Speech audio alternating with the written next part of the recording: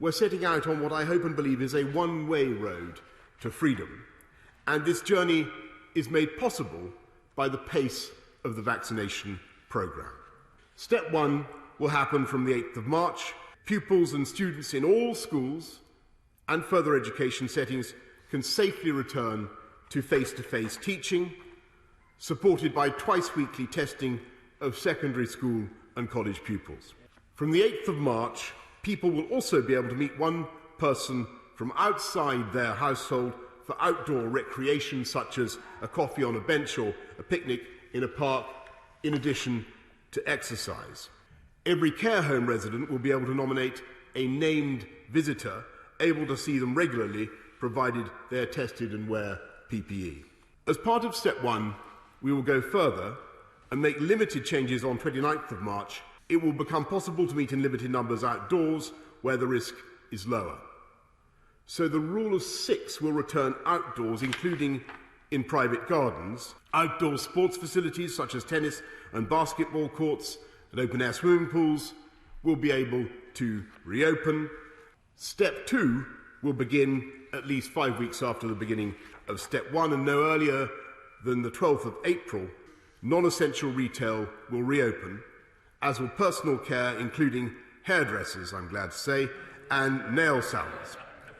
Indoor leisure facilities such as gyms will reopen, as will holiday lets, but only for use by individuals or household groups.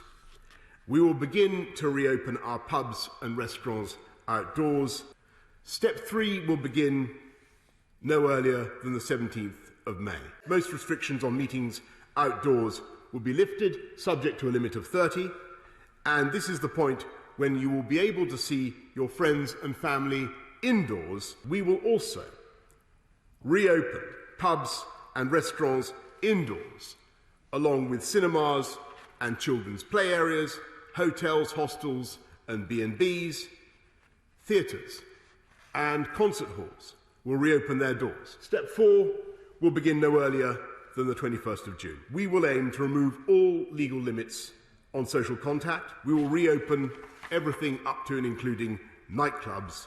Mr. Speaker, I know there will be many people who will be worried that we are being too ambitious and that it is arrogant to impose any kind of plan upon a virus. And I agree that we must always be humble in the face of nature and we must be cautious. But I really also believe that the vaccination programme has dramatically changed the odds in our favour, and it is on that basis that we can now proceed. The end really is in sight, Mr. Speaker, and a wretched year will give way to a spring and a summer that will be very different and incomparably better than the picture we see around us today.